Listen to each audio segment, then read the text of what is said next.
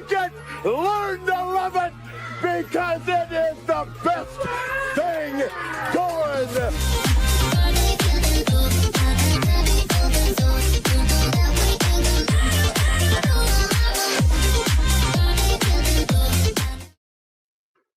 And welcome back to the Boundary Corner podcast, along with my partners, Brian Siegler, Jonathan Talley, and Shelton Moss. I am Curtis Wilson, and we are brought to you by Moments on the Maury. You need a weekend getaway for the spring or summer? Then Moments on the Maury is probably exactly what you're looking for, whether it's canoeing, hiking, or just sitting by the river or having a nice cold beer. It's really nice to do that up there in Lexington, Virginia. Definitely the place to look for. Right out your back door. Have a great time. Owned by a proud Hokie.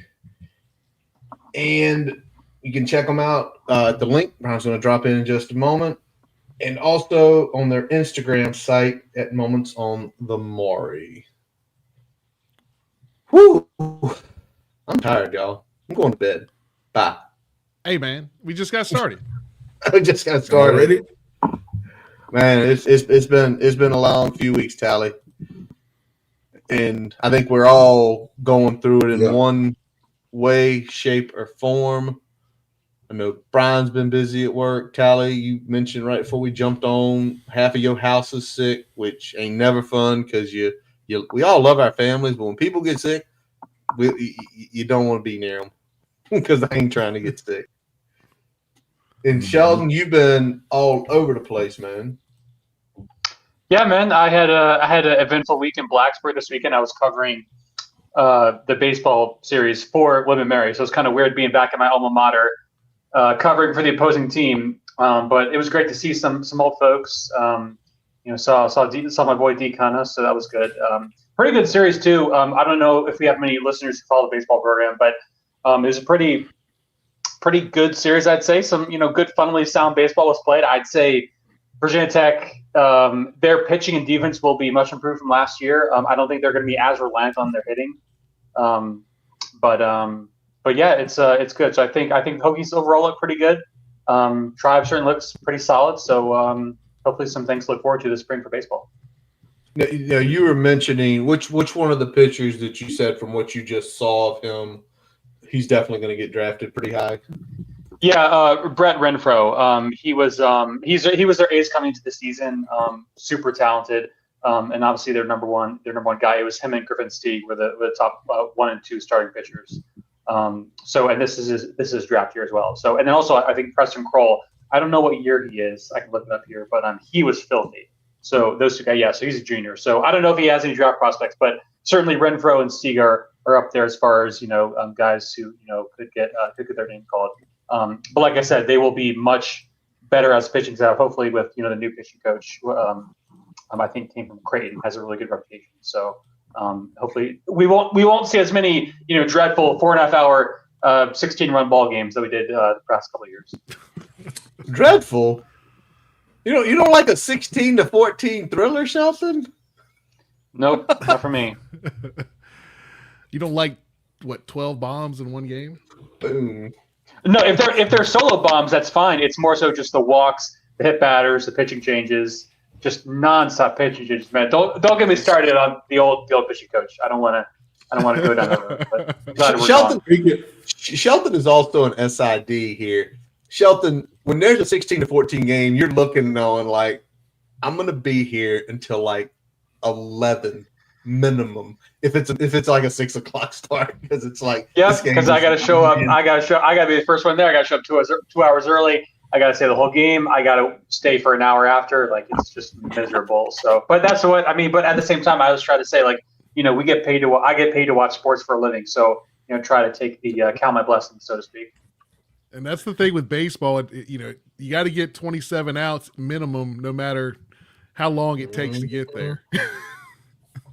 Speaking of baseball, and outs, did y'all see Seton Hall's play? Yeah. Oh God, that was horrific. Break his leg. Yeah, that's a bad way to go, man. That's a horrible way to go. In so many different ways, because that was a 3-2 game when he hit it. It was a 2-run bomb that made them go up. Like everything's painful about that. Everything's painful. Now speaking of baseball, Tally, are y'all in full swing? Tomorrow's the first game. Okay. Got a double header tomorrow. Starts the season off, so we will see. I broke my chair. I got to get a new chair. So how'd you break your chair? I mean, I had it for like probably 7 years now. Okay. You know, I'm a big ass man, jumping up and down on that chair, pushing up the armrest. It got to the point where, it's one of those chairs that fold in and out, and it just wouldn't fold in and out easily anymore because the back part disconnected, and then I just been fighting. I've really needed a new one for about 2 years, but I've been fighting against it. So we all are that way. I got to go get it. We all are that way. I got a question. Now that you got to go get a new chair, are you going to get one of them like hammock swinging chairs where you can just rock out there? Because I know my wife's got one. Oh, okay. Yeah, my wife's got one. I'm too big for them things, man. You're too big for it? Okay. No, man. I don't want. Even if I wasn't, I don't want to be in that. I mean, they make a big man chair, which is what my other chair was. Tall, wide, very comfortable. Got a cup holder. So I'll be going and hopefully can find that one. I think I got it from Academy last time I got it. So I'll be going to look for one like the one I had. Good. Somebody says, who is that? Oh, that's Bag. Bag said the rockers are nice. You know what, man? I'm real weird about chairs. Like, I'm real weird about like baseball chairs. And the rockers are pretty cool, but once they start squeaking, it sounds like a scary movie. So I'll be at the game and somebody will be in one of those damn rocking chairs and you hear squeak, and I'm like, Michael Myers is on the way. I'm not paying attention to the pitcher because I'm hearing that damn squeaking chair. So shout out to the people who got squeaking chairs and won't spray them with WD-40. Spray your chairs, man. Spray your chairs, people, because it gets annoying when Tally's sitting there trying to watch his son pitch and you just squeak. Like, I'm trying to yell at the umpire, and y'all got them squeaking chairs, interrupting my thought process. Can't get my cuss words together. Like, is he mad at me? Umpire's like, is he talking to me or is he just stumbling over his words over there? Who knows? All right. Well, it has been a few weeks since we last came in, but there's not a lot been going on. Yes, the press conference happened, but I watched it. I listened to it. It was cool. Don't ever get Mike feedback on James Franklin. He will come after your ass in a heartbeat. We all learned that, but it wasn't a lot. It wasn't, you maybe got to know Ty Howell a little bit better. Like he was talking about his dad. Well, me and Brian we all knew his dad was a high school football coach down in Bun. We had buddies down there who already knew, oh yeah, Coach so-and-so, yeah, longtime legend down in Bun. So it wasn't anything revealing. I mean, it's always cool to hear him talk, but as we know, they're not going to give you much on those interviews. And they're not going to get a lot anyway. Like, oh, who's the number one defensive end? Like, you ain't getting that shit. So that was cool. But what we're going to do tonight, since it was finally revealed, we're going to talk about the complete sports support staff for football a little bit. And Curtis, then yes, sir. Hey, before we get into that, I want to ask Shelton a question. All right.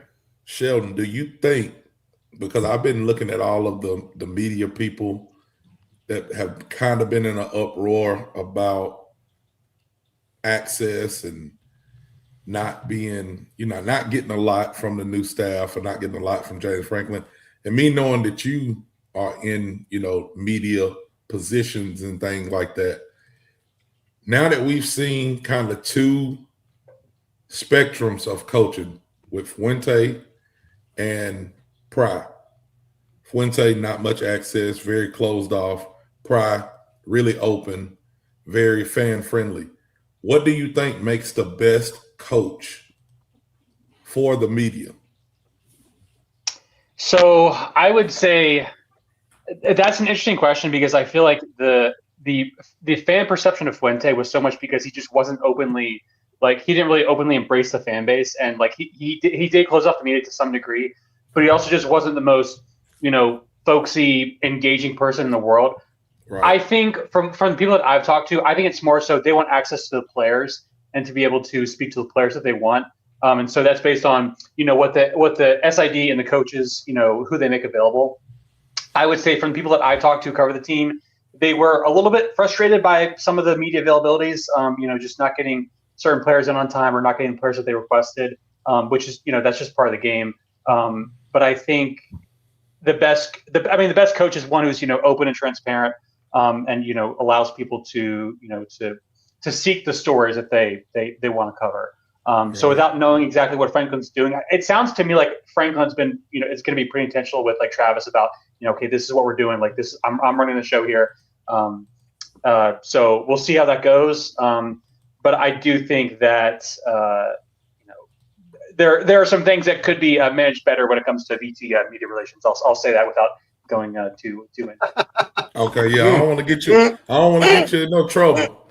I just wanted your take on that because I was kind of sitting back in the wings and kind of seeing some tweets and looking at some things that people say. I always say the best coach is the one that's winning. You ain't got to talk to me at all. Just if you winning, then I'm okay with it. But when you start losing, hey, you have to answer some questions. Well, I like the way, because Franklin did address that in the press conference, because he was like, I know y'all got jobs to do and y'all need stories, and we're going to like figure that out. What he's basically saying to them is, I'm not going to completely shut you out, but you ain't going to be running around Merriman all the time doing whatever you want. Yeah. When Brent was head coach. We'll be intentional about it. You'll get your stories. You'll get the players we want you to get, but it ain't going to be a free-for-all no more. Let's do this. Let's put it in terms that Curtis and I know pretty well. Like, right. So if you're a classroom teacher, right, and you going in at the start of the new year, you got this fresh set of people in your class. Mm-hmm. You're not going to start off at whatever your most liberal situation would be as far as classroom management. You're going to start probably about as tight as you can get. And as you get comfortable with them and they get comfortable with you, you'll figure out how you can stretch that a little bit, where the limits are with that. You're not going to come in there because it's a whole lot harder to rein things back in once you've allowed something than it is to slowly loosen your grip on the reins as you go along. That is the truth. It's a lot tougher to close it once it's been opened. And that can be the case in so many different ways and so many different lights. So good point there, Brian. Good point. All right, before we get into football with Toy Talk staff, and then what we're going to do tonight is we did a blind depth chart. We just said we think this is going to be the depth chart, the best, how many ever we chose at each position. But before we get into all that, we got to talk basketball for a couple of minutes. And I'm gonna take the lead on this because a few weeks ago, after a loss, I can't remember which one it was, our buddy Phil over at Moments on the Mari texted me and he said, Mike Young's got to be fired. He's like, he's got to be fired. And at first I was kind of, oh, come on, man. I mean, we're having a better season than last year. It's yada, yada. He's like, no, he's just got to be fired. And we started the conversation, and then Tally, I brought that to y'all, and Tally, you jumped right in and you agreed pretty quick with Phil. Yeah, well, I didn't want to be the first person to go, but because people already know how I feel, Like it's what you said. It's what you said. I mean, I've been kind of on that. Now, let me say this: Mike Young has showed me that he can coach. He's a good coach, but at some point, it just doesn't work. And like I keep telling people, because I've had some people say in the chat, oh, we don't have enough money for basketball, or we don't do this. If you're making millions of dollars as a coach, you're expected to do certain things. If you can't get that done, it may be time just to move on.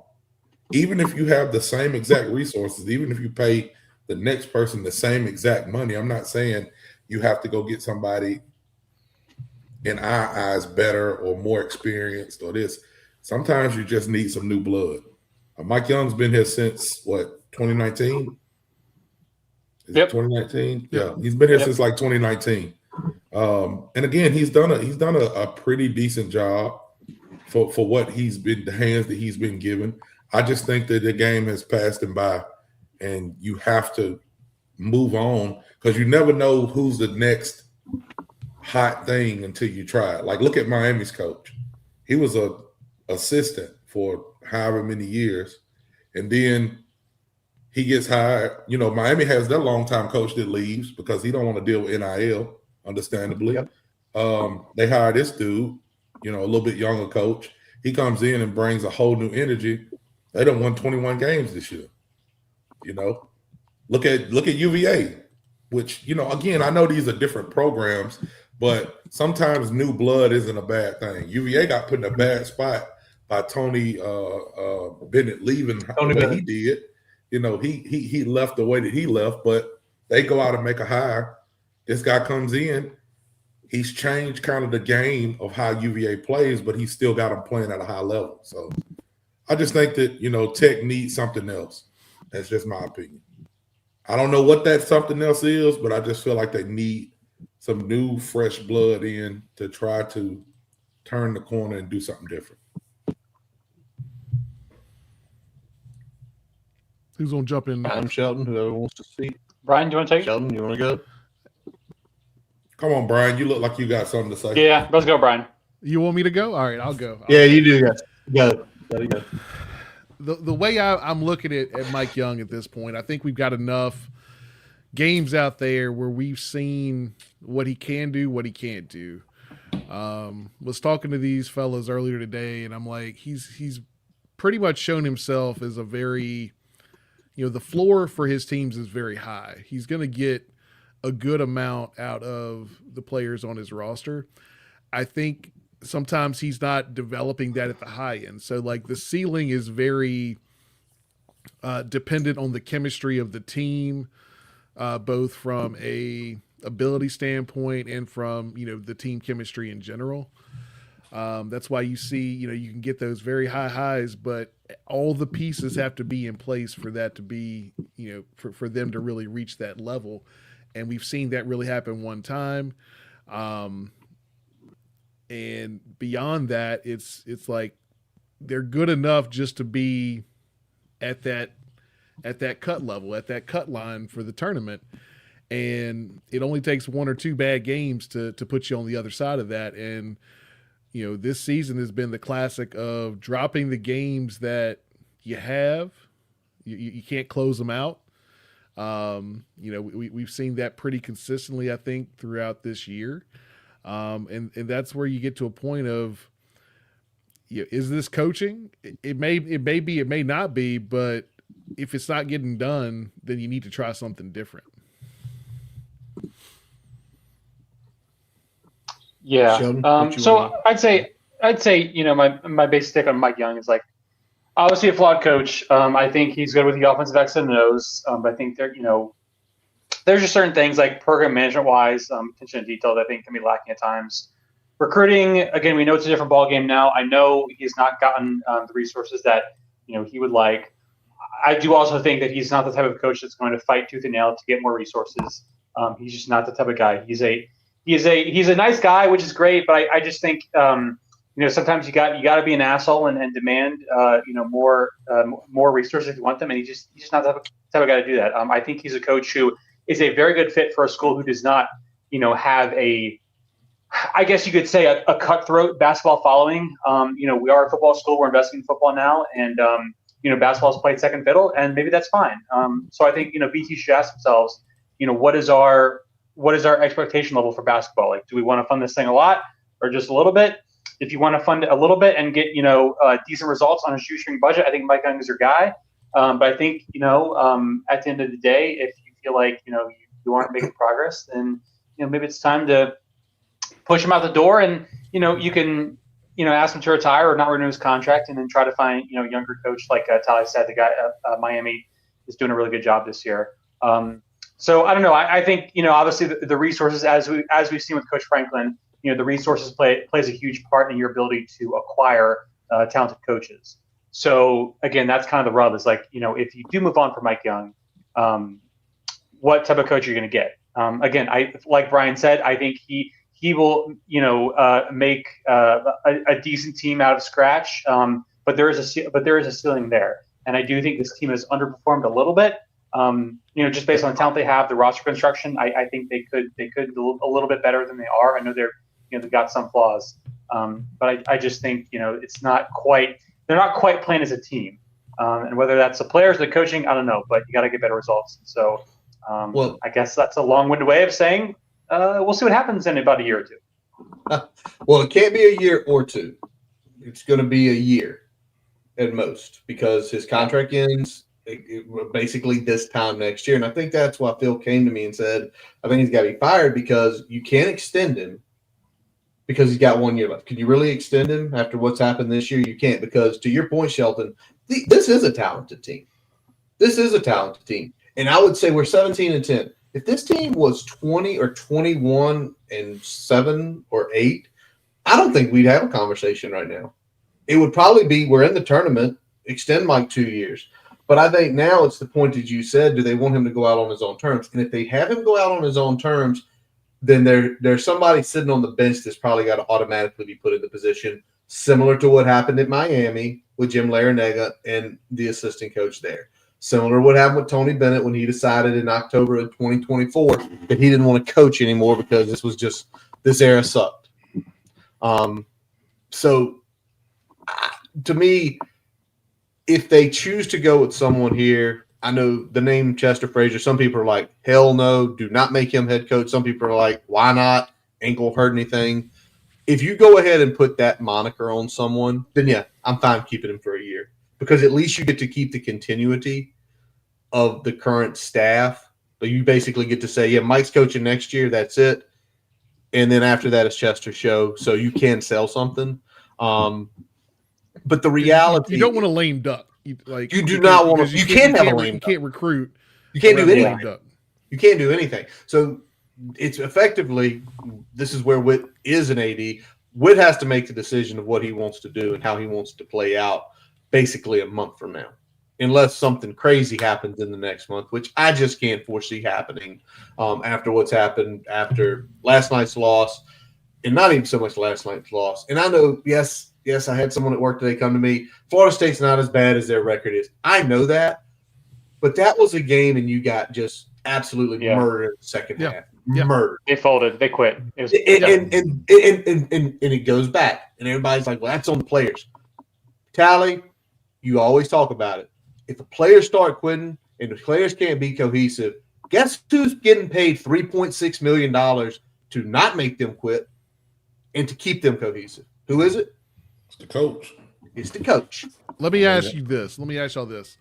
Where do you think this roster ranks in terms of the most talented rosters Mike Young has had during his tenure? Second most talented roster. That's about where I have it. I'd say 2, maybe 3. You can make an argument for 3, but I think 2 is where I'd put it. I'd put it at 2. And that's not putting 21. 21 that won the ACC tournament is like 3. To me, that's the one I was waffling 2 to 3 on. 2020 was the most talented team he had. And unfortunately, because they were in, if y'all can go back and remember, I mean, it's been 6 years, which is freaking nuts. That team was in. Yeah. We were like, at this point in time, it's like, Tech's in. The question is, are they going to be a 7 or are they going to be a 4? Can they do something late in the season, make a deep run in the tournament? That team was talented. The next year was similar to waffling, and then they got hot. But to me, this is the second most talented team he's had. Yeah, it's certainly like in terms of like raw individual talent, definitely. Again, like I was saying though, I just don't know if it just hasn't really kind of gelled cohesively. Like if you were to ask me that question, I'd say like probably the second most talented team. But like that 22 team, they might not have been like as talented from like a pure basketball perspective, but they were experienced. They knew Mike Young's system, and they were just so skilled and just played so well as a team together.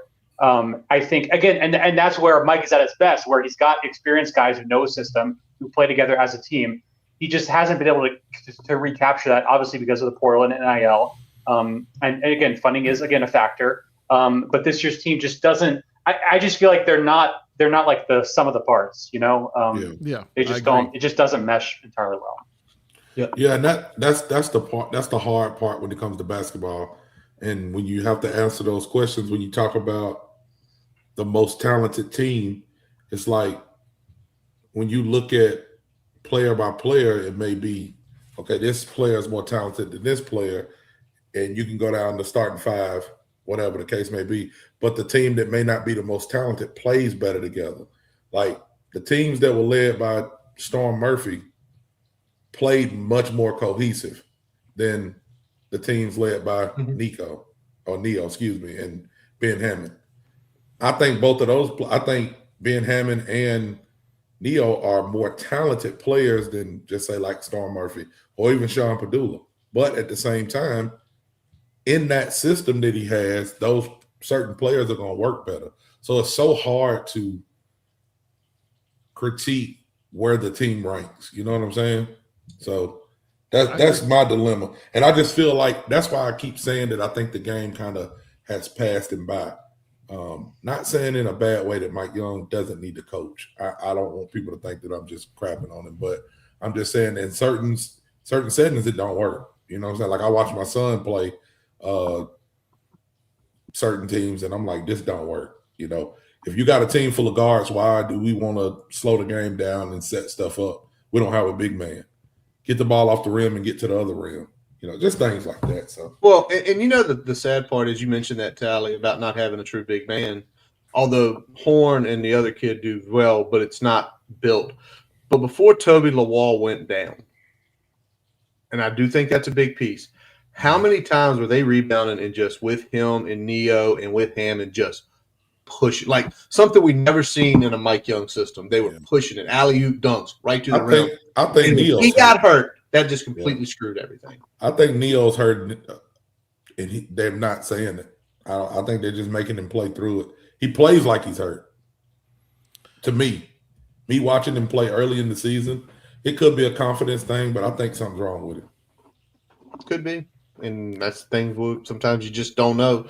And if it is a confidence thing, if it's not injury like you say, Tally, and it is truly a confidence thing, I'm gonna say it back again. That's what coaches are supposed to do. Coaches are supposed to build that confidence. And if you can't do it yourself as the head coach, then you know how to step back and get an assistant and who he vibes with and to get his mentality and to get his confidence back up. That's what coaching is. I was having a conversation today. Shelton, I know Brian has coached his son Tally. You've coached yours. I've coached ours. But we've helped with teams, right? Mm-hmm. You ever talk to a kid and try to help them? And you just see it that whatever you're saying, it ain't clicking, and you got to walk away. And Shelton, you may have the experiences as well. And you just walk away and you go tell another coach, help them do this fundamental task. For whatever reason, I can't get through to them. And then the next coach comes up, perfect. You know, they stroke it off the tee. Or Brian, I know Wyatt played soccer for years. Like, oh, they know exactly what to do now. Yep. And there's no difference. It's the same message. It's just a different voice. But again, that's coaching. That's someone saying, I can't relate to that kid or get that information to him or build that confidence up. I've got to step back and I got to put somebody else in. So it's funny because, you know, when people get, you know, we can call it the yips, we can call it whatever we want to call it.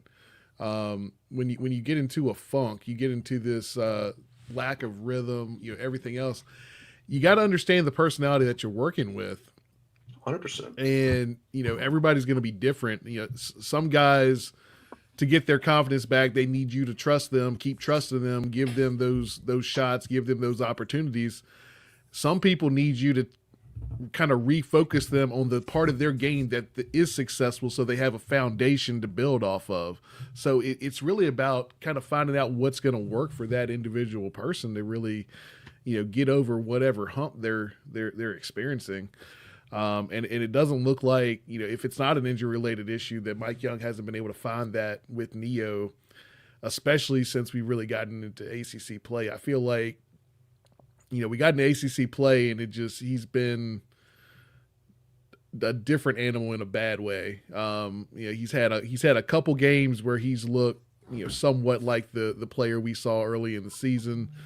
But for the most part, lack of confidence, inconsistent play, about a 1-to-1 assist to turnover ratio in a lot of games. Like it's not what you want to see. All right.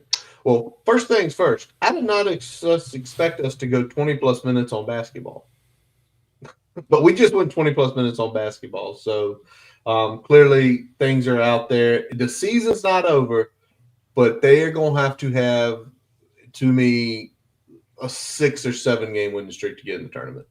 And that means closing out with 2 big wins on the road, 2 should-be wins, and then a couple in the tournament to get in. All right, let's get over here. Let's talk some football. And a quick shout out to the women's team, though. Women's basketball doing very well. Had a couple big wins in California. So just want to give them a shout out. And they are technically, if I looked at the last thing that we saw, they're in, right? Yes, they're in a very good spot. I think they'll make it. Okay, yeah. So the women's spot in, hopefully they can make it. I feel like Megan Duffy's is putting teams together, putting good recruits together. But I think the best part about where she is, she's in year 2. NIT last year, get the tournament bid this year. That it's stepping stones to me with women's hoops versus men's hoops. Like men's hoops, we want it now. Women's hoops, it's going to take a few years. That's cool. We get it. All right. Flip it over to football. Let's talk about the support staff and all the guys who are part of that, because and when I say support staff, I'm truly meaning on-field guys or directly related. Strength and conditioning staff out there, me and Brian looked at it. That got moved 1 up. We saw, if you hadn't seen Chuck Lucy's video today, everybody see it? Everybody see the little snippet of him in the room today? All right. That man seems like he can motivate. But we're talking truly on the field. And this is the largest support staff Tech's ever had. It is slowly but surely creeping to levels of true top 25, top 30 teams. There are a total of 14 support staff members this year. That includes 4 analysts along with 10 assistant positional coaches. I know what I want to talk about, but I want to kind of slowly get there. But let me ask y'all this: is anyone surprised that this much emphasis? We're talking about, I think it was 10 last year, and you're basically talking about going up almost 50% this year with more support staff and effectively analysts this year. Are y'all shocked by that in any way? Not shocked. I think, when everyone was talking about the staff spend and, not necessarily targeting high dollar coordinators and things like that, money's being spent. It's being spent in a different way than I think some of us expected it to be. And, the biggest piece is the analysts that we have on board. Looking at these guys, I mean, these are, kind of heavy hitters, I would call them, in terms of, bringing an analyst on board for Virginia Tech. So I'm excited to talk about them a little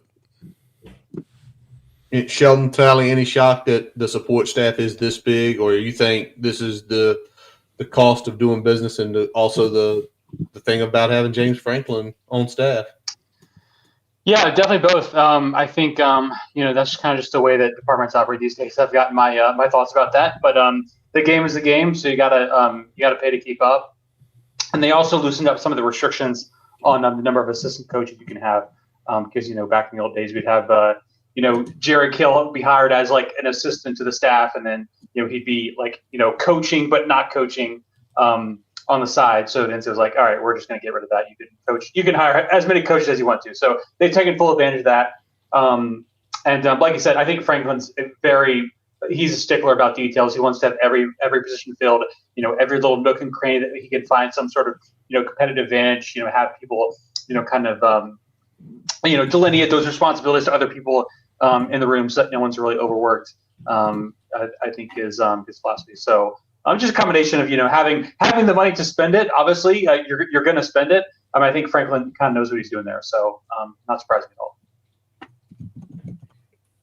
Same. Yeah, definitely not surprised. And I feel like it's needed. You know what I'm saying? You got this 105 kids on the roster now. Mm-hmm. The more staff you have, the more eyes you have on them to be able to connect with them, watch them, having more people in the weight room, having more strength and conditioning staff helps because each group will have a strength coach with them, and it comes down to making sure people are getting those reps in that last rep, because when you got somebody going to school and then they're 160 when they get there and 160 3 to 4 years later, what are we doing?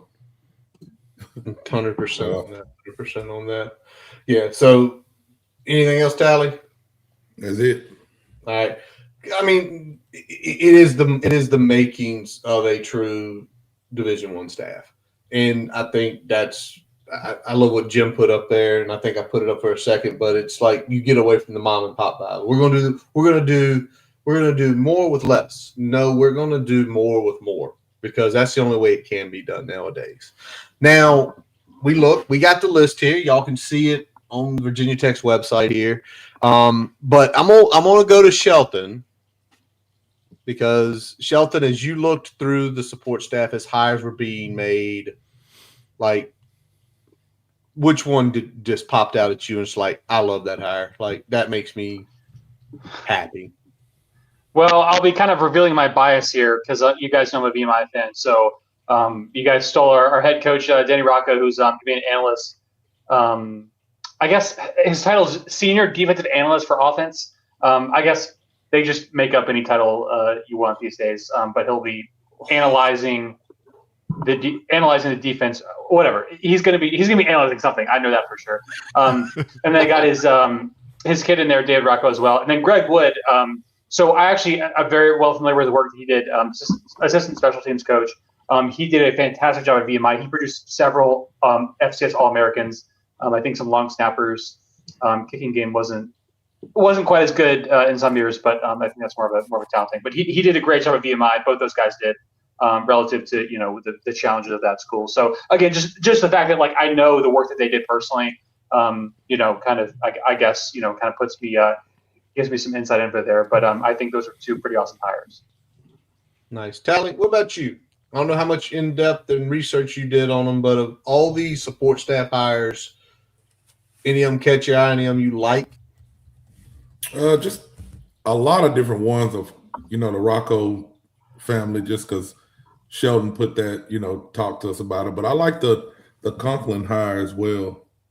Just being able to have somebody else with some, coaching experience and another analyst that you can lean on because, defense has been Achilles heel for us as of late. So, again, I don't know. They kind of make up different things for what these people are.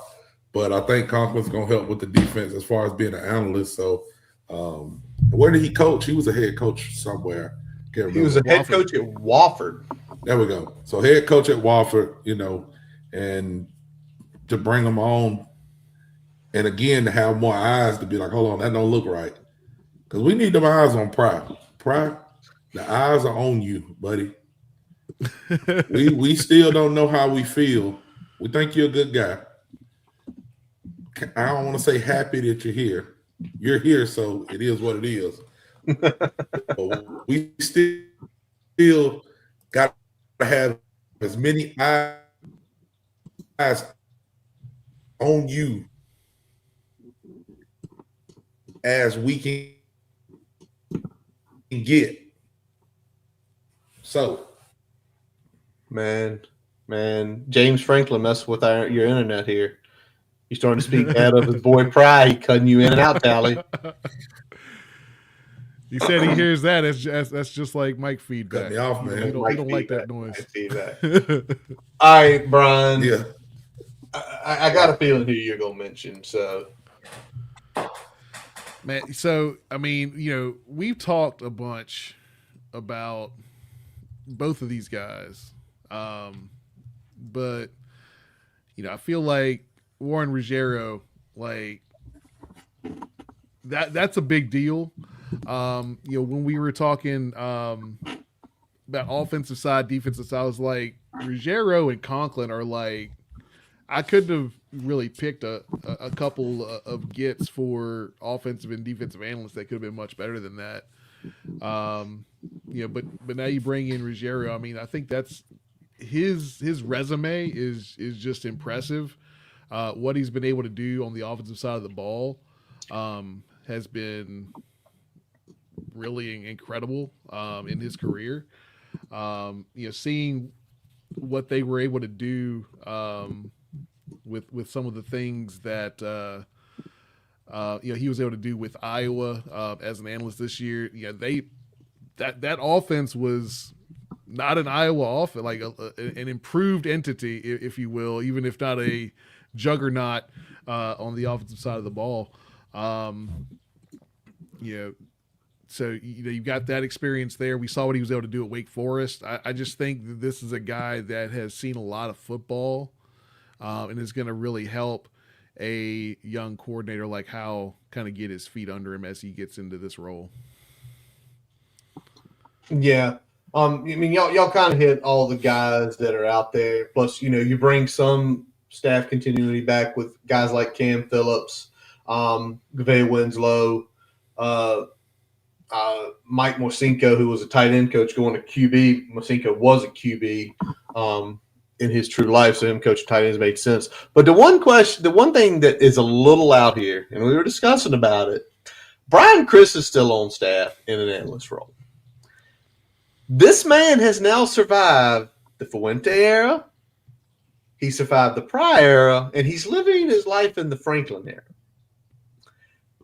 Brian was very nice, Curtis. I think this fits him good. Brian was being very nice to Brian Chris. Man, Hamden Sidney don't crack, baby. He's like, this is going to be the best role he's been in. Hamden Sidney don't crack.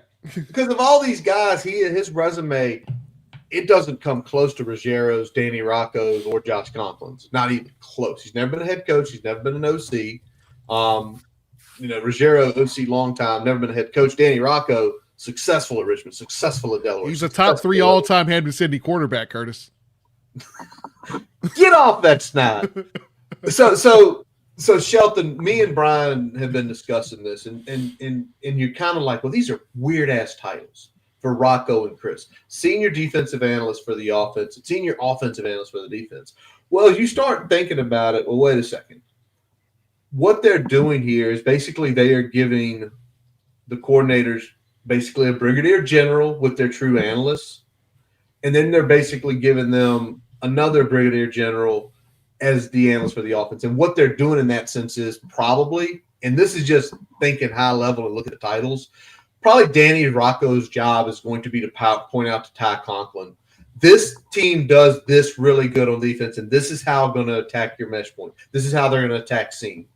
So as you start thinking about the structure is, their job is to, Brian, go ahead. You had it much more eloquently talking about scout teams and all this stuff. So why is it structured this way? Brian, get into a little bit what we talked about earlier. And yeah, I mean, thinking about it from a structure and standpoint, like you've got a senior defensive analyst for the offense. So you've got basically someone that is breaking down how they would approach attacking the scheme that you employ week to week relative to the game plan and scheme of the opponent.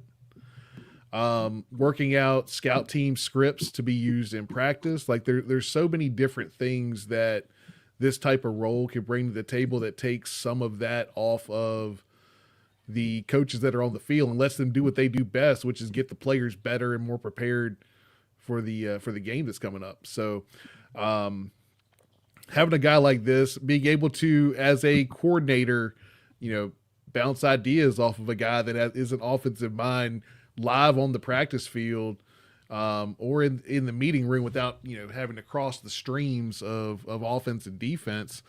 There's so many benefits that you can get from having this type of role on your team.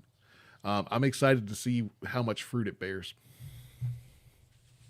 So yeah, I mean, again, we're now in like this era with Virginia Tech football is they are making it where we can afford to do these things that so many other programs have been doing for so long. And they're doing it, to me, what you said, Brian, a couple of the coaching hires were like, oh, that's a solid coach. I wish it was better. But then you start seeing the behind the scenes and where the money was being sent and how big the support staff is, and bringing in guys who were head coaches or were offensive coordinators to be your analysts. And you start seeing, I think Rocco and Ruggiero are both getting paid $250,000 a year, which they deserve it.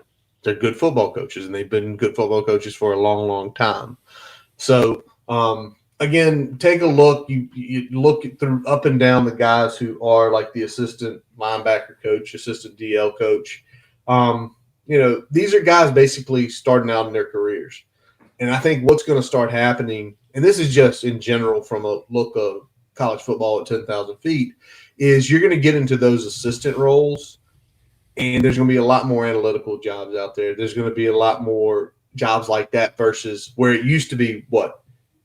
Oh, you want to be a coach? Oh, you're going to be just a coach. There weren't a lot of or analysts out there. There weren't a lot of stuff like that. And now that's growing more and more as Sheldon, your favorite thing, the metrics get deeper and deeper. The stories get told by the numbers. The stories get told about what's going on in the field, and you need someone to analyze that. So if anything, like these guys who are getting those first shots, like a Derek Tangelo who's coming down from Penn State, who played defensive line for Sean Spencer and then had been the assistant coach up at Penn State. Well, he gets to come in and say, do I really want to be an on-field coach, or do I want to get off and do something else? And so that's a good piece. All right. Anything else on this coaching staff, or were we I got one thing. Terrell Smith is back. The man who spent 9 years at Tech. I think he crossed over with you, right, Sheldon, for a couple of those years. Finally, years. Yeah, he was an 8th-year guy before it was cool. He is back. By the way, he is putting his master's degrees to work. You look at his master's degrees, and he is director of player personnel or player development. He'd been doing it at Rutgers. One of the more entertaining guys. Glad he's back home. Definitely helping the players out. He's probably got case studies too of how he got all those medical red shirts. Probably goes into Franklin's office. We're gonna get this guy another year. We're gonna get this guy another year. So I joke on that, by the way.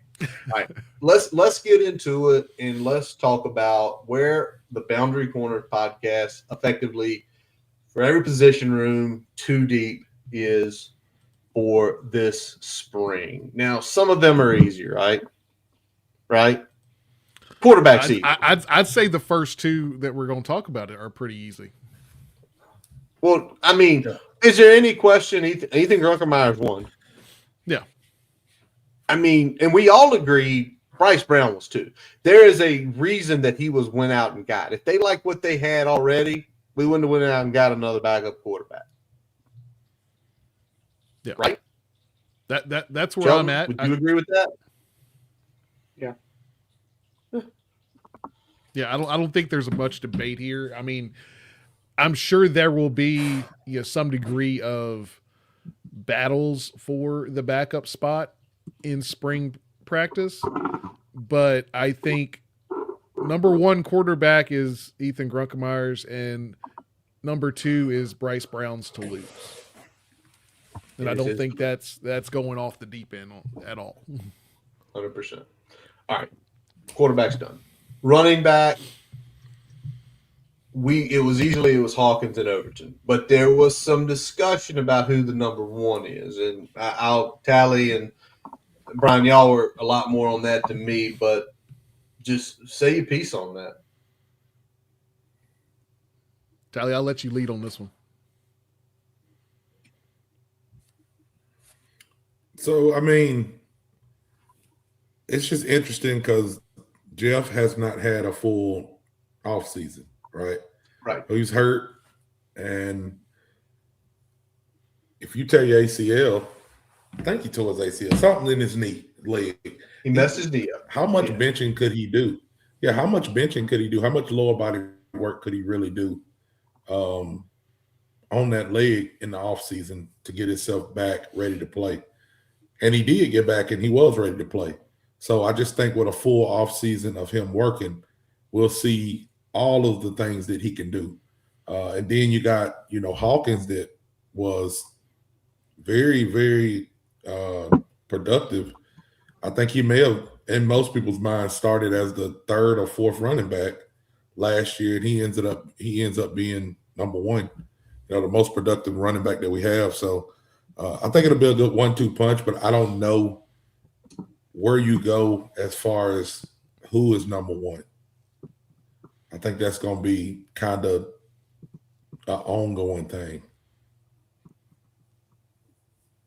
Go ahead, Brian. Yeah. I mean, if you're saying what is the roster designation going to be for these two, I think it's going to be Jeff Overton Jr. or Marcellus Hawkins. And I think Jeff is going to be the 1A. I think Marcellus is going to be the 1B. As far as touch-wise, I think it's going to be flow of the game. I think it's going to be how much are we throwing the football in that game, because I think you probably want Hawkins on the field more if you're throwing, because he's a good third down blocker and he's more effective out of the backfield. But in terms of just explosive playmaking, I mean, we saw that from Jeff out the gate without an off season, without, all the things that you would think you would want from a true freshman. So the sky's kind of the limit for him at this point this year with the full off season and everything else. So we might be hyping him up too much. We'll see. But I think he takes a pretty big step this year. And if he does, he's going to be definitely a 1A in the backfield. Yeah. I don't even doubt that. I think they're 1A and 1B. I would lend Hawkins because of more experience in everything, better pass blocker, pass catcher as well. Caught basically a pass a game, which it doesn't sound like a lot, but one pass a game can definitely alter a game plan of a defense. Sheldon, before I close this out, I know you've been busy, but anything about that feel of that room, or is it's them in some way, shape, or form? Which room? Running back. Running back. I mean, honestly, not really. Obviously Hawkins being back is good. I think the production will be fine. It's just super. I think running back is just super situational dependent. What the blocking is, what the quarterback situation is, what the OC wants to do. But I mean, I feel pretty good about it. All right. Let's flip down to another room where it feels like the two deep is pretty set, with Luke Reynolds being kind of an all-world tight end that's coming out of high school and proving it his first couple years. His first year in 2024, obviously backing up Tyler Warren, who was an absolute stud. And then last year, having a significant role in the Penn State offense. And then you got Benji Gosnell, who wasn't used last year. But Tally went Shelton, I'm going to say. Because Tally started looking at numbers and things, and Tally was, whoa.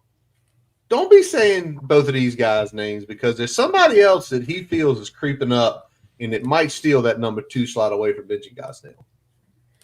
Yeah, because, you had Hairston. Benji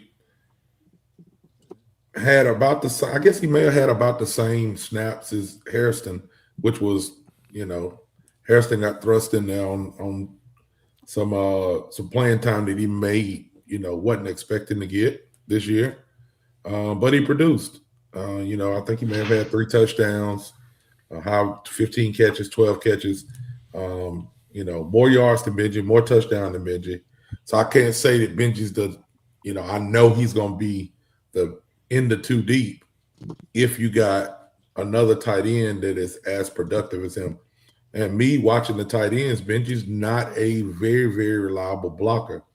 Watching a little bit of Reynolds, he's a little bit. They said Penn State fans say Reynolds don't block, but from what I've seen, he's more of a blocker than what we had. He's a better blocker than Benji. And I don't want to say better. A lot of times when you're a tight end, blocking is about effort. If you go back to the bowl game last year, Benji had an opportunity to spring Keelan on a run for a touchdown, and he just didn't give the effort to get to the safety. That's just one play, but I've seen him do that multiple times. Not saying he's not a good player, not saying he can't improve on that, but I'm just saying if you got hungry people in that room, somebody's going to go and make that block so they can get on the field. Whether that's Harrison, whether that's the Henderson kid that we pulled in. Somebody with all of these different coaches that they have, all of these new regime that they brought in, somebody's going to impress somebody enough to get on the field. I think Harrison St. Germain is back too, right? Yep, St. Germain is back for one more so year. I mean, somebody's going to I don't want to say take a step because that sounds, kind of, I don't know, just something that people say. I don't know if we take a step. Somebody's going to do better than they did last year to get on the field, whether they were at Penn State or they were at Virginia Tech. So I think it would be Harrison. You know what I'm saying? I think he'll be the one that'll give that second position a little bit more run. But I will say all that to say, you know what rhymes with Luke Reynolds? Mook Reynolds. Yep, Luke Reynolds. So if you got a Luke Reynolds on the on the team, kind of like where we going. Hey, I'm gonna say one thing, and this isn't to like necessarily counter your assessment, Tally, but when we look at if we're comparing output from Hairston and Benji Gosnell last year, I think because the sample size is so small, I don't know if that comparison really means anything. I mean, you're talking about, just over 10 receptions for both of them, right at 100 plus yards and some change for both of them. Like, there wasn't targets, there wasn't opportunities. And when you shrink the sample size down like that, one big play or all this can really throw things in one direction or another when you make those type of comparisons. So I don't really know what that means. Yeah. I'll tell you one thing, though. The blocking was a problem from Gosnell's perspective, so that's going to have to improve. I think Luke Reynolds is all the locked tight in ends, there. I think Luke Reynolds is locked in at one. Yeah. When we talk about who's two, I think Benji has the ability there. To your point, I think we need to see the effort, better positioning. You don't have to at tight end. You don't have to be driving defensive ends 5-6 yards up the field, but you do have to have proper positioning and you have to have effort. And you got to stay on the block, even if you're not dominating the block. You got to stay on the block. So I mean, that's the big thing that they need to focus on. So we'll see if they can improve. Obviously, we got a coach now for that position that knows what the fuck he's doing. So ain't trying to run an option offense. Sheldon, what you got? Yeah. So looking at some of the numbers here, just confirm a couple of things. So in terms of the stats, so Benji was actually the worst graded tight end in the ACC last year. Overall, which is not good. Now, I will say to what Brian was talking about, pretty limited sample size in terms of pass catching. And when you compartmentalize some of those grades, it was actually the pass catching that was the biggest thing that was dragging him down. They actually didn't dislike his blocking that much, so that might be an area where maybe the stats differ from the eye test. But regardless, that was where he struggled the most. And again, it was just a small sample size. So how much of that is, the system, the scheme, the opportunities versus like his talent? I mean, we'll see. Percentage of pass block snaps. I was looking at that too. So Benji had the highest percentage of pass block snaps in the ECC. So essentially, just not a lot of pass catching opportunities. So like you said, Reynolds has some experience in that area. So I think they'll get, they'll have some more versatility there. But I do think that, again, kind of what I was talking about with running backs, like it is situational dependent, like, different scheme, different coach, different number of opportunities. I would say that, last year might not necessarily be a reflection of Benji's true ability, even though you do want to make some upgrades, but I do think he's capable of playing better football. Right. And to that point, I mean, in this system in particular, all three guys we talked about are going to play significant snaps. I mean, we said we wanted two because that's who's going to play the majority of the snaps, but all three of those guys are going to play significant snaps in this offense. Yeah, and could the third be Henderson, Harrison, St. Germain? There is the battle there, but like what you said, Brian, we kept it to 2 because they're going to be on the field 70% of the time. The other guys are going to have various roles. We're rarely going to see all three of them on the field at the same time. You will see Luke Reynolds and Benji Gosnell on the field at the same time at some point. Right. Exactly. All right, let's flip it over to the wide receiver room where we did 6. So you got the X, the Z, and then the slot is the way I kind of think about it. You can't do 4 anymore on wide receivers. It's just we're not in that age.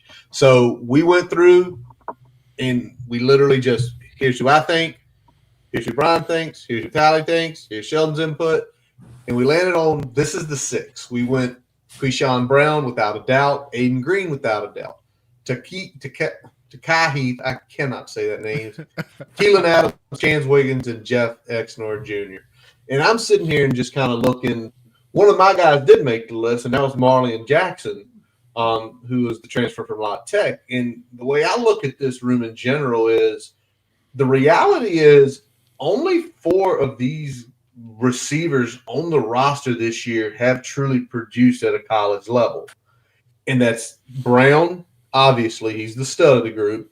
Aiden, who's made some spectacular plays. Taki Heath on some gadget plays. And then Jackson down playing kind of a role in La Tech's offense. But the other thing that is you start looking, and probably why these 3 younger guys come up is look at their pedigree. Look at how young they are. Look how highly thought of they were coming out of high school. All of them. All 3 of the ones we've got here. And that's kind of like where we landed because what we feel is they do have some really high potential. And the question is, which of those guys, because there's more out there. There's more guys out there who can break the ceiling and basically become, to me, the third. I'm going to say it as the third option. Because Taki, give him all the credit in the world. He is a gadget player. He's not going to go out there and get you 10 catches in a game. He's going to be able to do a few things a game. So that's the way I feel about it. Who wants to go next? This is probably the room that I would say the most discussion we had on, but it certainly was who's the last guy. Like there was a lot of who is the last guy. And I think a lot of that boiled down to outside of the like high end transfers that we brought in some cases we kind of lean more on the devil that we know than the one we don't. You know, we know what we're getting from Takai Heath. We know what we're getting from Aiden Green. We know Keyshawn Brown is going to come in, probably immediately slot right into a starting role in this offense. So you got Brown and Green. Is one of the young guys like Adams or Wiggins going to line up opposite them?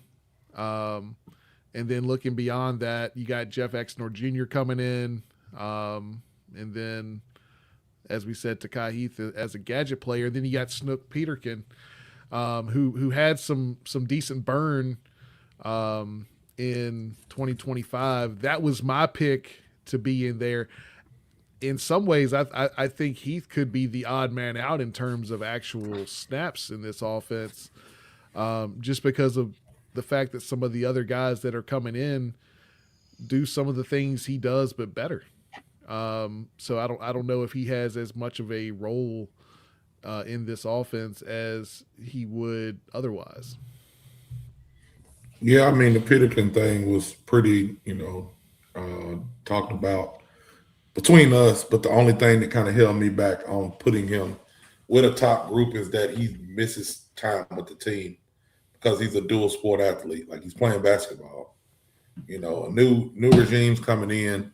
They're working hard right now doing their hunger drills and competitions and things like that, and you're not a part of it because you're playing basketball. Unless you just come in, in that summertime and then fall camp, and you absolutely go take a spot from somebody, sometimes that puts you at, getting sporadic playing time and doing what you can in that sporadic playing time.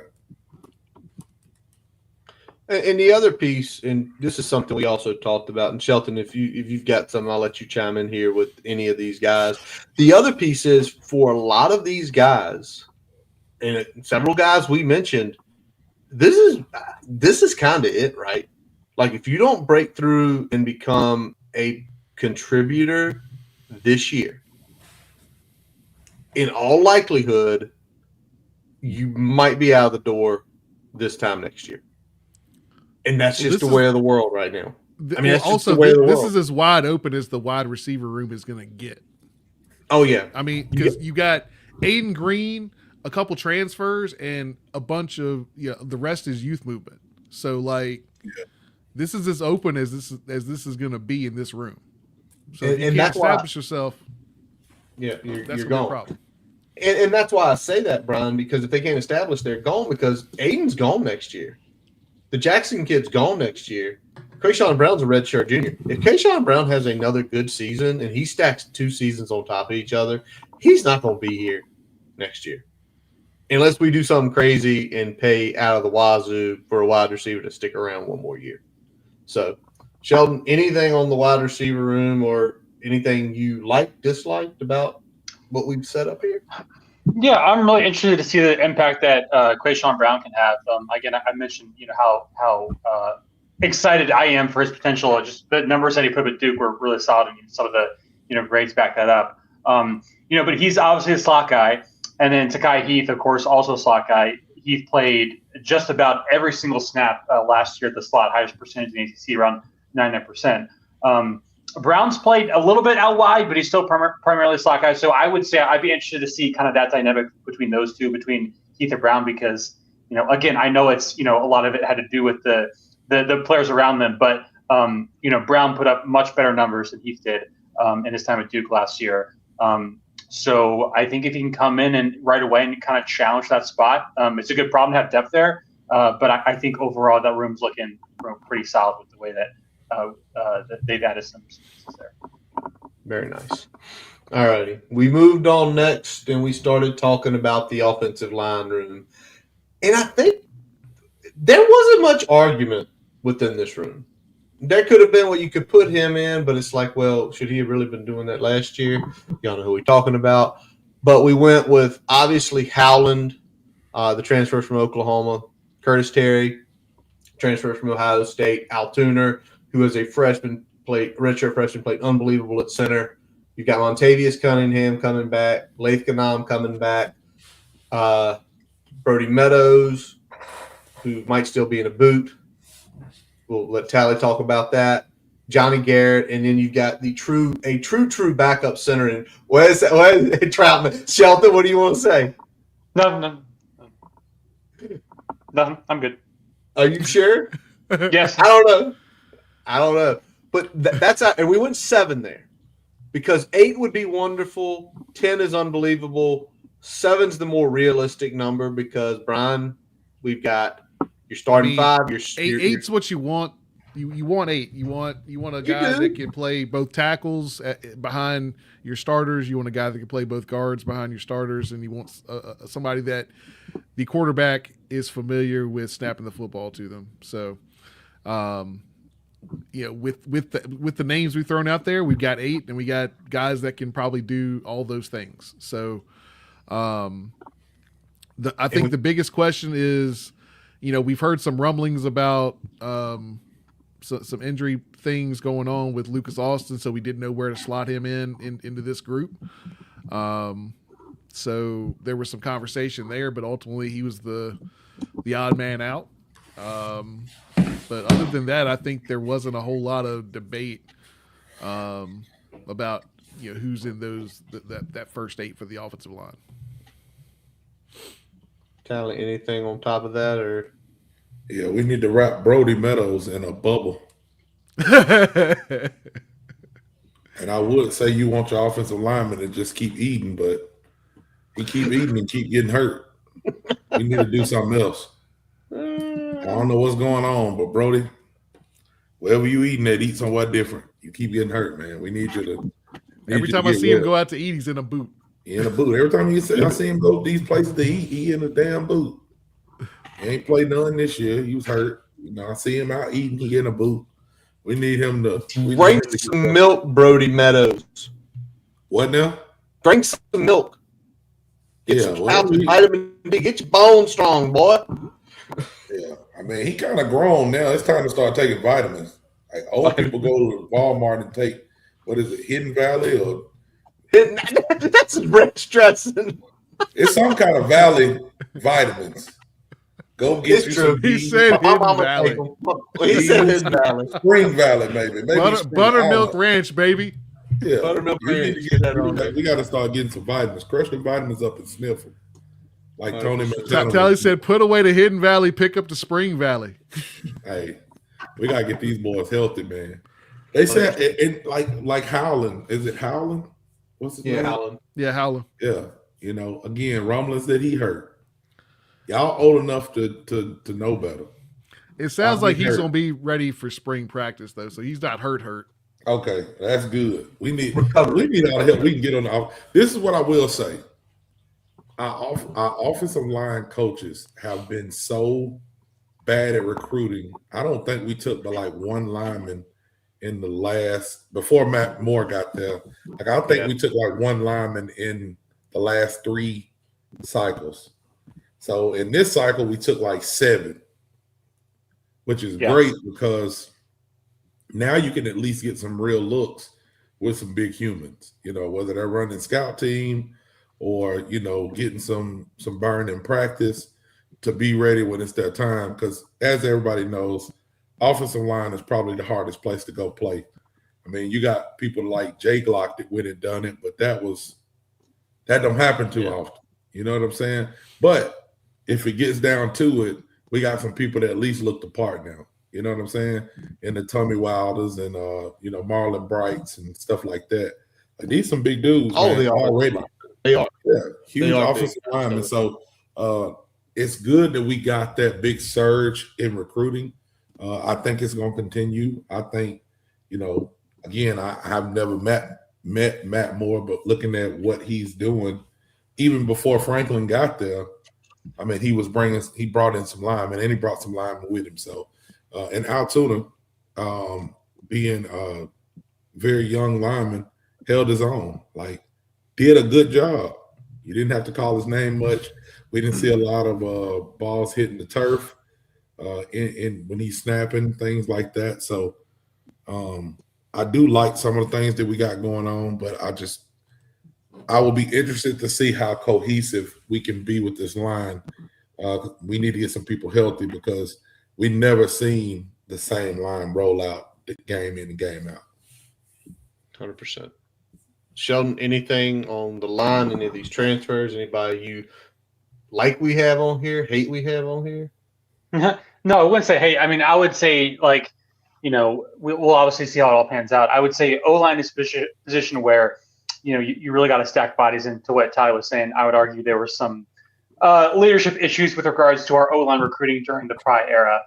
Just a combination of not prioritizing it enough, not hiring coaches who prioritized it enough, or just couldn't land guys. So I think that the whole thing was just a disaster there. So Franklin's going to build it up a little bit. It's a position where you've got to build it, I think, from high school, develop guys, as best you can, and then try to plug holes when you have them. So I would just say, the good thing about Franklin is that, he's brought in bodies. And I think with O-line, it's more a number of quantity, really, just because you don't know. It's so hard to project, how these guys are going to, actually play. So it's essentially just, a numbers game. Like, take as many as you can. If a couple pan out, that's fine. Remember, you've got, way more scholarships than you used to have. So you can afford to kind of play a little bit with it. So I just think the philosophy of, just take as many as you can get and try to, hope if you pan out, will be pretty solid. Yep. And I think, can I say one thing real quick, Brian, before you jump in? Yeah.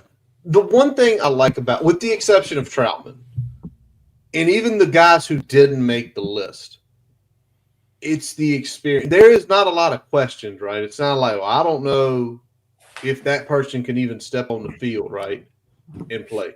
And as much as we've dogged Aiden Lynch a couple times, He shouldn't have been playing. We all know that, but he got almost 700 snaps last year. Garrett, with all the stuff that he got last year, if he did have to go play this year, he should be a step above where he was last year. Yeah, and he's in a position now where he's not going to be forced into playing 600 and 700 snaps in the season. He might be forced into playing 100 or 150. Right. With the depth that we brought in, with how we're backfilling the position, like he's not going to have to be the guy. Whether he gets to a point where he can be a starter in a year or two on this team, that remains to be seen. But we know that last season he was thrown into a situation where he was not prepared to be on the field that much. He was blocking Ruben Bain. And he had no business trying to block Ruben Bain. No business. And again, it's the other guys too. I know Terry was more of a situational guy with Ohio State kind of being their big tight end, but he also got a couple play times. But you take a guy like Logan Howland, who played in his career before he got hurt last year, had played over 700 snaps of football. There's certain things from Brian and Tally, y'all just playing for years. There's certain things you get to a certain threshold with just a number of snaps, right? You know what you have to do. You understand cadences. You know what you're going to do. And that is the one thing, with the exception of Troutman, but that's okay because finding guys who can snap the ball and block is always tough. There's your win right there. All right.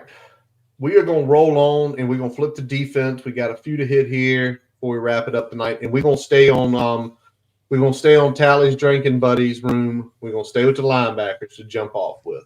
And this is a room we were trying to get 5, but there was no consensus 5th pick. We got a consensus of 4, and then there were arguments. So Caleb Spencer, Noah Chambers, Keon Wiley, Curtis Jones Jr., there are no questions about them. Where we differentiated, and Brian got stung today by this, thanks to Sean Spencer's Twitter post, was who's the 5th? Who's the 5th linebacker that is going to get maybe not all the playing time, but is going to be in a conversation? And Brian, I'll go ahead. I'll let you go first because that kind of kicked you in the dinghy when you saw that tweet like, oh, damn it. Yeah, so I thought that with going back to the prize scheme, I thought we would see Brett Clatterbaugh move back to linebacker. It sounds like at least until the start of spring, he's not in Brent Pry's room. He's working out of Coach Chaos's room. He still has DN for at Hokies FB on his Instagram page. So we're going to treat him as a defensive end as it stands right now until we hear otherwise, even though the roster had been updated and had him as a linebacker in the program. I'm of two minds of where to go next, right? So when I look at kind of that next guy, I think, if we're looking at it situationally, if we're playing a run-heavy defense, run-heavy offense, give me George Balance every day of the week as far as downstream there. If we're talking about anybody else, I'd love to see a Gabe Williams success story this year. That would warm my heart. So I'm going to go with my gut on that one and throw Gabe in there. You go flip from Clatterbaugh to Gabe. Well, Brian mentioned it. I'm with the George Balance thing, the walk-on who did get got a scholarship, because his role. Like, the games that you will depend on for him when you're playing a more run-heavy team. So he has a carved role as a 5th guy. He's not going to get 500 snaps, but exactly, like this week, you're going to see him 15 snaps. This week, you're going to see him 2. This week, you're going to see him 8. So that's what my line of thinking. But I think Tally had the best one as we were chatting about this a couple weeks ago. Tally, who's your 5th linebacker? I don't fucking know. I have no idea. Brian. Sheldon's with Tally. Sheldon. I don't know shit about that Put group, man. anybody in there for right now. Yeah, it's just like it's so much difference and change, and you know, thinking Clatterbaum is going to be a linebacker or a defensive end. I don't know. You know, I'm interested. I want to know. I just at this point, it was one of the groups that I was like, man, I don't know. How we feeling about some of those that 26 class making any noise in the rotation? None. Yeah, I mean, I can't see again. I just don't. I don't see it, man. But I didn't know Noah Chambers would get in and do what he did, and now we're talking about him how we did. You know what I'm saying? It's every year somebody steps up and does something spectacular as a freshman. You know, we haven't seen it a lot because maybe our players are more developmental players that we've seen in the past. But when you start pulling higher talent guys, some of them are a little bit more road ready. You know, so I don't know, man. I don't know if there's somebody in that group. That's a good question. I didn't think about that, but usually just looking at it with my orange and maroon glasses, I would be like, you know, most of our guys got to develop. You know what I'm saying? It's going to take a while. But go back and look at Noah Chambers on the field this year. He looked the part. You know what I'm saying? He was as big as junior and senior linebackers. He was fast as junior and senior linebackers, and he was just about in the right place on most of the plays. Every now and then he's going to be, you know, a step off, maybe take a false step because he's a freshman, but I think a little bit different coaching and better coaching and more attention to detail, we may see one of those freshmen step up. Who's on campus now in that freshman linebacker role, Brian? Wiggins and Lama. Lama's more physically ready, but obviously Wiggins is the higher caliber. He's the guy. Player. Yeah. So does he go to defensive? Does he go to linebacker or defensive end more? Wiggins, that is. I know in high school he kind of put his hand in the dirt some, right? He did a little bit of everything. Like he was mostly lined up off ball, but I mean I think he would occasionally put his hand in the dirt. But I mean he's coming in 6'3", 201. Lama's coming in 6'3", 221. Okay. So yeah, but I know some people around Virginia. There's some people around Virginia that says Lama is it Lama? However you say his name. They say that I don't know if it's Lama or Lama. They say, you know how we felt. You know how we felt about Caleb Woodson when we first seen him, Curtis. Yeah. Dwight Vick says the same thing about this kid, Lama or Lamar. And I kind of listen to Dwight when he talks about local kids. It's true. He is usually got a pulse on that, unlike anyone else. So we shall see. All right. Let's flip over next and let's talk about the defensive line room, a room being taken over by Sean Spencer, Coach Chaos. And believe it or not, this one, I felt like we were going to argue more, but then it was just like, no, this makes sense. And we went with, obviously, Kamari Copeland and Elijah Fall. Fall had a sneaky season last season. Glad he had a second year. Emmett Laws, who played rotationally, as he should have last year, and again, looked the part. We put Mintz on here just because of coming from Ohio State, having that pedigree. So there's your D tackles. And then with the defensive ends, a little bit harder. Wish we would have had a little bit more on there, but you got Samo and Hilson, just where he was rated. Usually guys who are that high usually make some noise in college.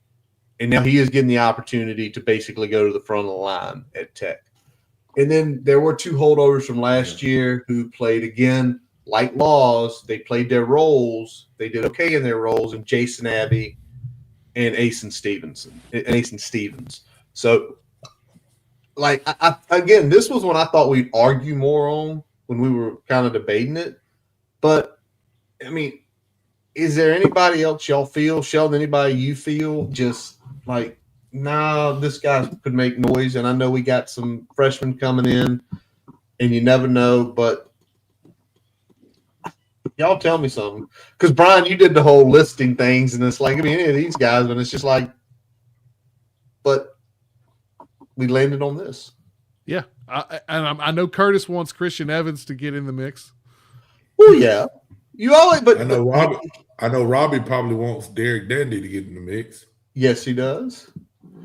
Boy, local. There's a lot of guys you want, but I feel like do we now want Brett Clatterbaugh to get in the mix? Yeah, sure. Why not? Why not? I thought for sure he was going to be a linebacker. They say he tearing it up at hunger drills, at defensive end or defensive tackle or wherever he's at. He's gonna be all the one that we still haven't talked about, and he was the guy that I think a lot of us were high on when he was recruited, but we still haven't really seen Gerard Johnson find his footing. He's we always talked about him as kind of being that tweener, and he's still really kind of in that position now. He's playing 6'4", 278. He's kind of right in that. That you can't really line up outside anymore, but maybe a little undersized, especially if he's not playing with as much leverage as you like to see inside. Does he take a step? I think if he does, it's going to be kind of at that 3 technique position. I don't think we'll see him outside anymore, but I'm really curious to see downstream what this line looks like, just because I feel like I think the first 4, the starters got there are pretty locked, with the exception of does Laws take a few more snaps inside than he took last year, but yeah, everybody else is kind of locked in there. I mean, I'm just looking at how many defensive linemen we have, and it's a good problem to have. It is. It's a good problem to have because it's stacked, and you see. It's one of those rooms, if you go look at the roster, and it's like senior, junior, redshirt sophomore, redshirt sophomore, redshirt sophomore, redshirt freshman, senior, freshman. Like, we talked about it about a month ago. This is one place where I think James Franklin did it perfect, was what he did with the defensive line room. There's enough older guys in there where you don't feel like we're going to lose everything this year and we're just going to be fucked next year.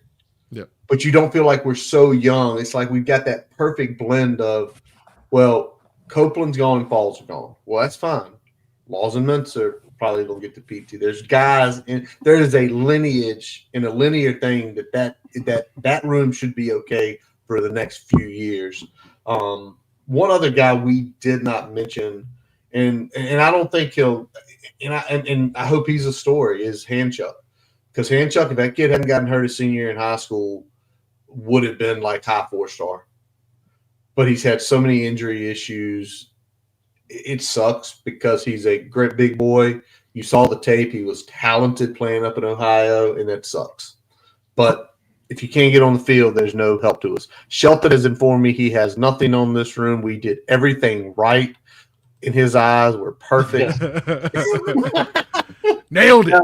Nailed it. Tally, anything else on the D-line room before we wrap this one up? No, I'm pretty good to go on that. We just need Kamari Copeland to be healthy. Yep. Kamari Copeland to be healthy.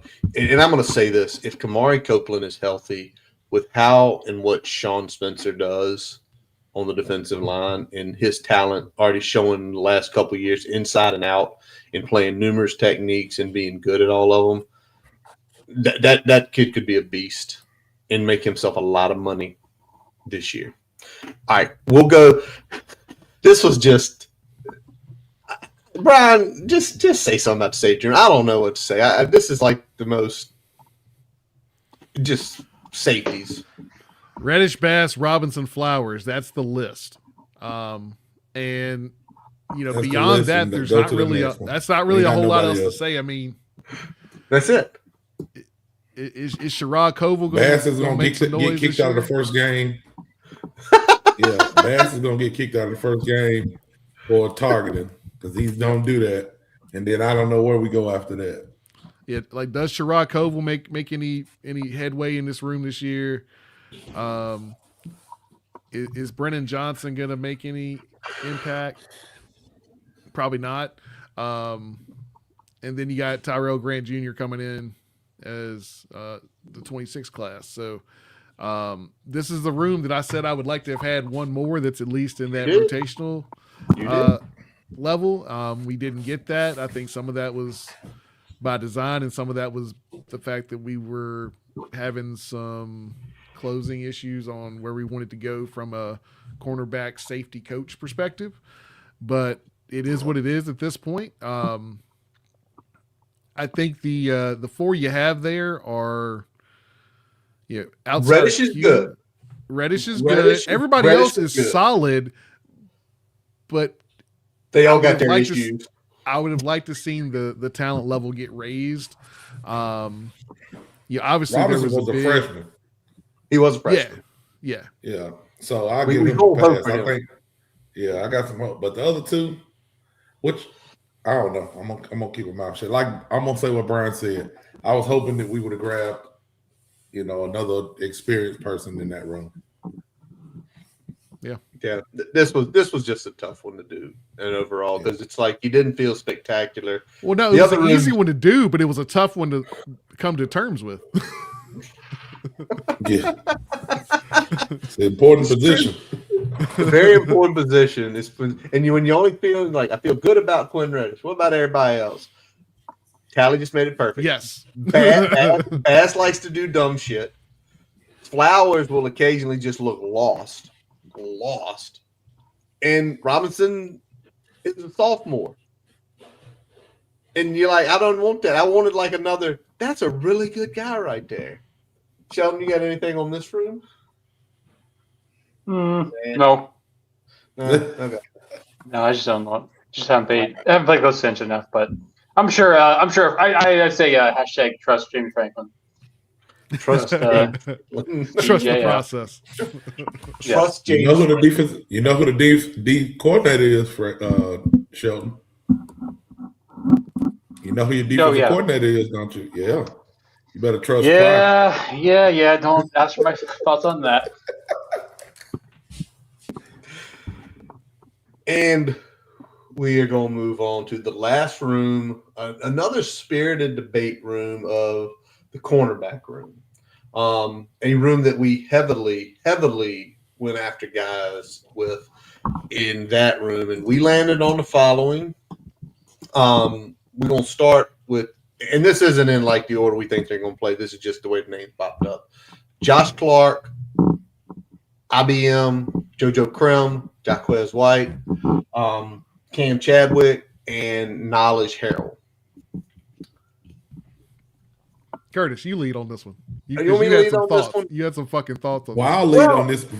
I'll lead on this while Curtis thinks a little bit. Well, I ain't got to. You go ahead, Tally. Somebody messaged me by the last name of Lester and said, y'all are crazy if y'all don't have Deloach's name in that group. And I'm like, man, I don't know, man. I'm sorry. Because Chris seems to think that Deloach will outplay at least half of the guys in that group. I floated his name, but I don't think I didn't have him outplaying half those guys. I got him outplaying maybe I don't know, maybe JoJo. I don't know. Maybe Chadwick. I don't know. Just saying. Friend of the program. Yeah. Send me that message. So I wanted y'all to know. Go ahead, Curtis. All right. So this is the only, and again, the more beef I had with was leaving Thomas Williams off. That was my guy I wanted. He played solid, not spectacular.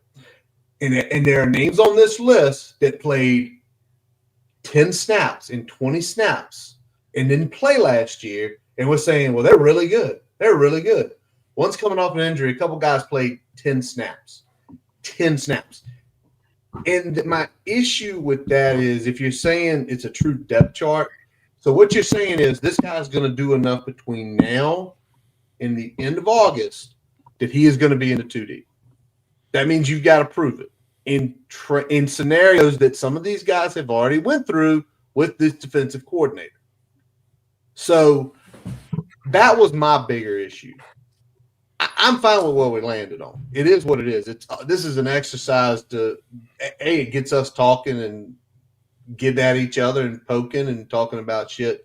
But the only one that I'm saying is I would leave Josh Clark off this list. Yes, Brian, I know he was right there his first year, but he is coming off a serious knee injury where he did not play any last year. And he is supremely talented. But I want to see it before I throw him on a list. So I think if you're operating under the premise of he's not going to be the same player he was in the limited action we saw him in 2024, I think that's valid. I think if you say he comes back and he is the same player, if not improved, there's no way he's not in this list, if not one of the starting cornerbacks of this football team. That being said, the other debate was, should Knowledge be in here? That was the other debate. That was the other debate. And the issue I had, the reason Knowledge is on here and Thomas Williams isn't, is because Knowledge plays nickel and Thomas Williams does not play nickel. True. IBM and Knowledge are going to be the nickels. If we're doing a depth chart, that's how we're operating. That's why Thomas Williams isn't on here. That being said, Knowledge Harrell showed me a lot in the time I've seen him. If he takes any significant step, I'm going to be really excited to see what that kid can do. I'll let Tally have the floor now. I would say you kind of put it pretty eloquent there. So, I mean, we've got some young talent, you know. I think we bring in the two experienced guys that we needed. The kid from Troy can play. Yeah, White's going to be legit. White can play. You know, the other kid, UConn, yeah, he can play too. But I've watched a little bit more of White, so I think that we're okay there. Like you said, and then if any of these youngsters take a step forward, like Knowledge Harrell or Deloach, you know, even JoJo Krim, they just were thrust into some action playing against some grown men. You know, you start playing against some people. I say playing against grown men and couldn't nobody guard Malachi Tony, but which was a freshman kid himself. But you know, most of our guys were thrust in there and they just didn't have the physical stature to get certain people down or to challenge them. So being in this strength and conditioning program, go back to the staff, the bigger staff, more attentive staff, because you have more people. I think that we're going to see some, you know, a couple of those guys that were thrust in the fire take a step forward. Because I think where Brian is going is the talent level of somebody like Knowledge Harrell supersedes Thomas Williams. No disrespect to Thomas Williams, no, you know, but Knowledge Harrell just seems to have more tools. He does. A Thomas Williams, and so does Josh Clark. I agree with that 100%. But to me, it's more of you have a guy who played almost 500 snaps last year. He was on the field a ton, and he didn't look completely lost or overmatched. Did he look like Brandon Flowers? Hell no. Well, there's a reason that these guys played a ton of snaps. Like even IBM too, though. It was the worst. I'm not impressed. Worst room on the defense, and that's adding to the fact that safety was kind of a mess too. But it was safety was the worst room. At least with this room, at least it was fun to talk about, right? Because we saw the young guys. Yeah. We saw young guys, and it's like, okay, these guys are talented in some way. They're younger and talented, and they have a chance to go up there. To me, JoJo Krim, of all the young guys, to me, he's above everybody because of how he played. He got entrusted quicker than anyone last year to get on that field. Well, they were already, you know, even before we got into the season, you know, there was conversations that he was going to be, you know, potentially pushing for that quarterback spot opposite. Why Why am I blanking on his name? He transferred. Love it. Love it. Yeah, there we go. Yeah, Love it. Potentially pushing to start opposite Love it, but then you lose Love it, and now you got Thomas Williams being the only veteran in the room with like all these red shirt and true freshmen. It was kind of a weird situation to look at last year.